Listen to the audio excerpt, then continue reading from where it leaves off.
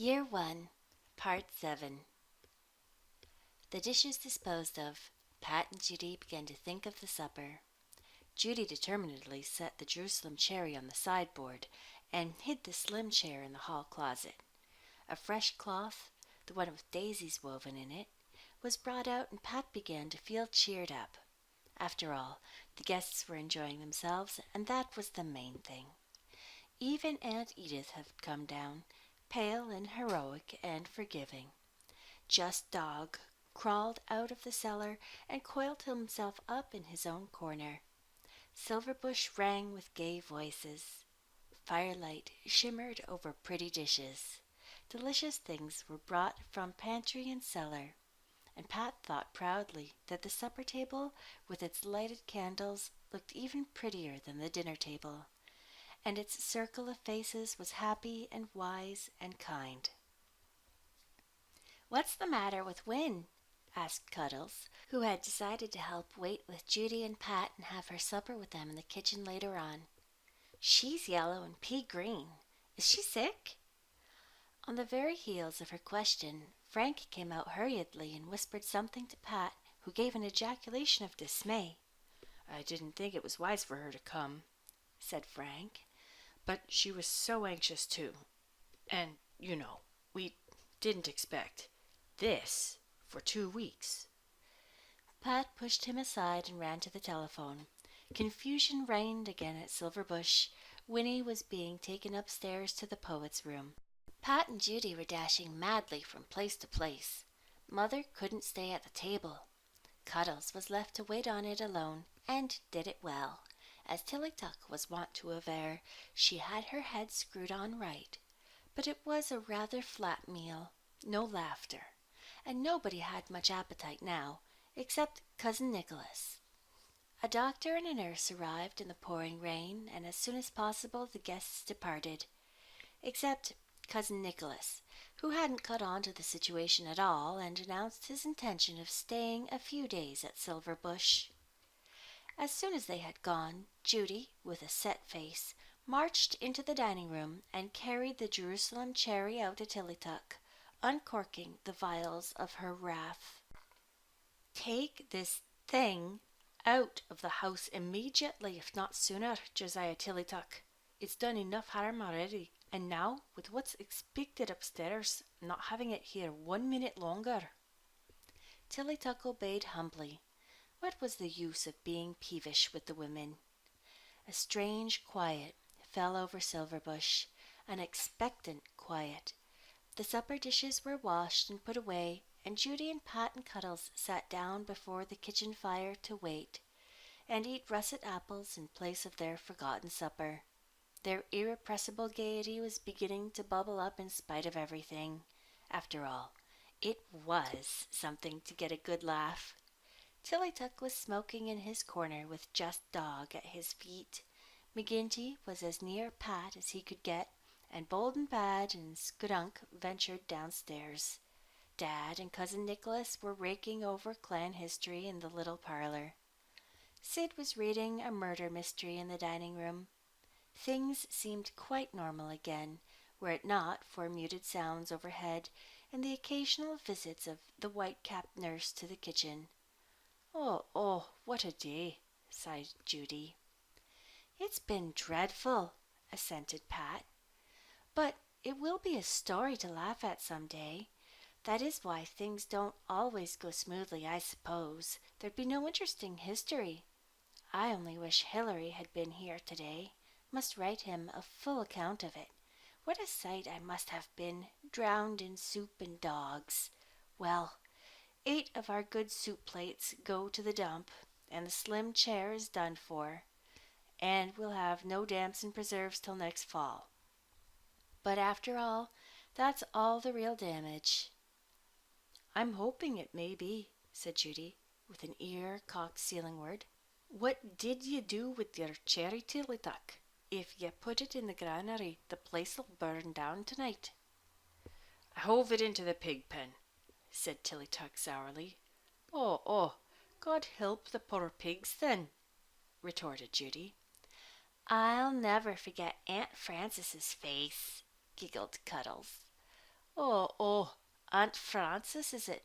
Never be minding her, cuddles, dear. Things have happened at the bay shore too. Don't I be minding one time I was over there helping them out at a big time, and when your Aunt Frances was just in the act of setting a big bowl of red currant preserves on the table, she did be giving the awfullest yell you've ever heard and falling over backward with the bowl. Talk of soup, she did be looking as if she was lying murdered in her blood. At first everyone thought she'd had a fit, but when they come to find out a wee divil of a boy had slipped down under the table and grabbed hold of her leg, many's the time I've laughed over it. Her dress was clean ruined, and her temper, Patsy darlint. Judy, what is it? Nothing much, said Judy in a despairing tone. Only I never remembered to put me dress on after all. It went clear out of my head after the dog fight, and me puddling around afore all the company in me old drugget. Never mind, Judy, comforted Pat, seeing Judy was really upset. Nobody would notice it, and you might have got spots on it. And then what about Castle McDermott?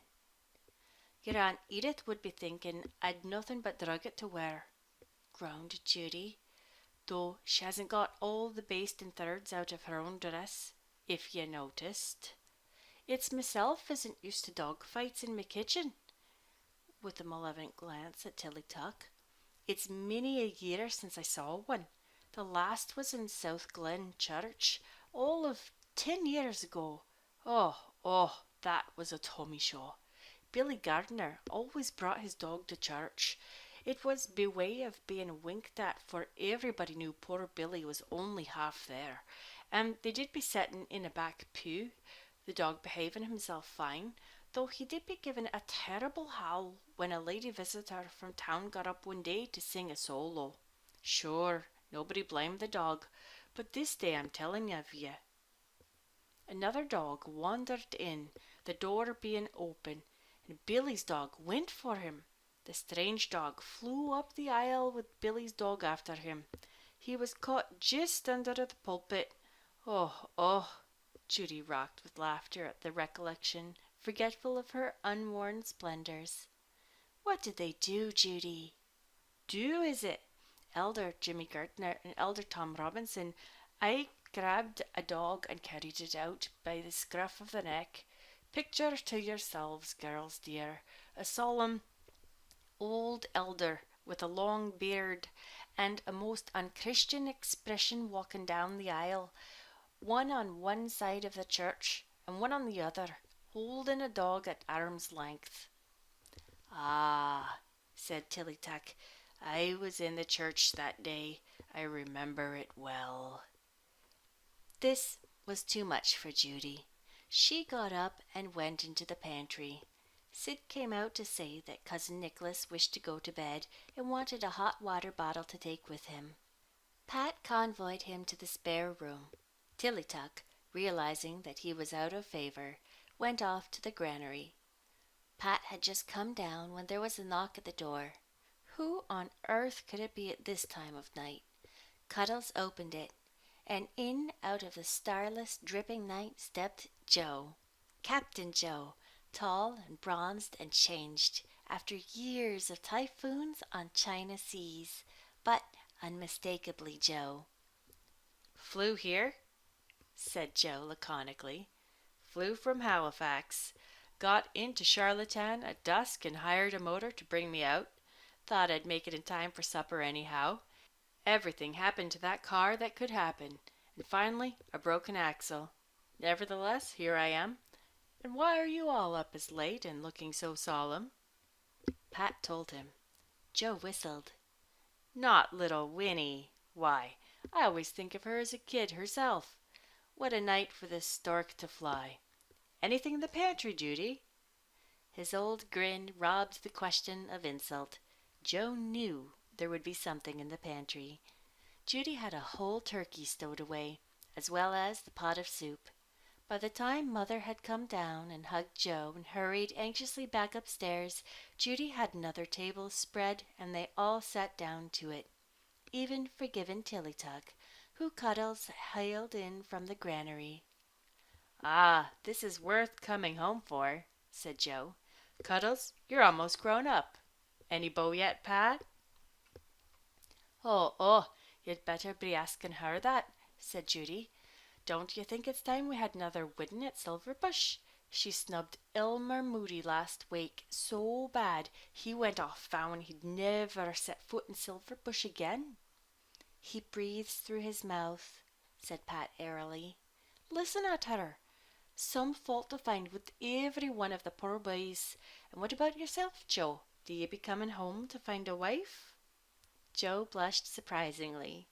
Pat only half liked it. She had heard rumors of several girls Captain Joe had been writing to occasionally. None of them were quite good enough for Joe. But it was the old story. Change, change. Pat hated change so. And little, cool, unexpected breaths of it were always blowing across everything, even the jolliest of times, bringing a chill of foreboding. And you're not tattooed after all, Joe, said Cuddles, half disappointedly. Only my hands, said Joe, displaying a blue anchor on one and his own initials on the other. Will you tattoo mine on mine? Asked Cuddles eagerly. Before Joe could answer, an indignant old man suddenly erupted into the kitchen, wrapped in a dressing gown. It was Cousin Nicholas, and Cousin Nicholas was distinctly in a temper. Cats! He snarled. Cats! I had just fallen into a refreshing slumber when a huge cat jumped on my stomach. On my stomach, mark you. I detest cats. It must have been bold and bad, gasped Pat. He does so love to get into the spare room bed. I'm so sorry, Cousin Nicholas. Sorry, miss. I never can get to sleep again after I am once wakened up. Will your sorrow cure that? I came down to ask you to find that cat and secure him. I don't know where the beast is, probably under the bed, plotting more devilment. Peevish, very peevish, muttered Tillytug, quite audibly. Cuddles meowed, and Cousin Nicholas glared at her. The manners of Silverbush are not what they were in my day, he said crushingly. I had a very hard time to get to sleep at all. There was too much going and coming upstairs. Is anybody sick? Yes, but it don't be catching, said Judy reassuringly. Pat tried not to laugh, hurried upstairs and discovered Bold and Bad crouching in the corner of the hall, evidently trying to figure out how many lives he had left. For once in his life, Bold and Bad was cowed. Pat carried him down and shut him up in the back porch, not without a pat or two, for she was not overly attracted to Cousin Nicholas. That irate gentleman was finally persuaded to go back to bed. Evidently, some idea of what was going on had filtered through his aged brain, for, as Pat assisted him somewhat shaky steps to the stairs, he whispered, Maybe I shouldn't mention it to a young girl like you, but is it a baby? Pat nodded. Ah, then, said Cousin Nicholas, peering suspiciously about him, you'd better watch that cat. Cats suck babies' breaths. What an opinion our Cousin Nicholas will have of Silverbush, said Pat, half mournfully, half laughingly, when she returned to the kitchen. Even our cats and dogs can't behave. And you, Cuddles, I'm ashamed of you. Whatever made you meow at him? I wasn't meowing at him, said Cuddles gravely. I was just meowing. Oh, you needn't be worrying over what old Nicholas Gardner thinks of our animals, sniffed Judy. I wasn't saying anything before he's your cousin, and when all is said and done, blood do be thicker than water. But did you ever hear how me fine Nicholas got his start in life? When his little baby brother died, old Nicholas, only he was just 11 then, earned 50 cents by letting all the neighbourhood children in to see the wee dead body in the casket for a cent apiece. What did be the foundation of his fortunes? He turned that 50 cents over and over, it growing with every turn, and never a bad speck did he make. Judy, is that really true? I mean, haven't you mixed up Cousin Nicholas with someone else? Never a bit of it. The gardeners don't all be angels, me jewel. Sure, and that story was laughed over in the clan for years. Even his mother laughed with the best of them. She was a bowman, and he got his queer ways from her. So he's more to be pitied than laughed at. Yes, indeed, agreed Pat. Think of never knowing the delight of loving a nice, prowly, velvety cat. He's awfully rich, though, isn't he? Said Cuddles. Oh, with one kind of riches, Cuddles darling, but it's better to be poor and fail rich than to be rich and fail poor. Hark! Judy suddenly held up her hand. What's that? Sounds like a cat on the porch roof, said Sid. Pat dashed upstairs, returning in a few minutes flushed with excitement. Come here, Aunt Cuddles, she laughed.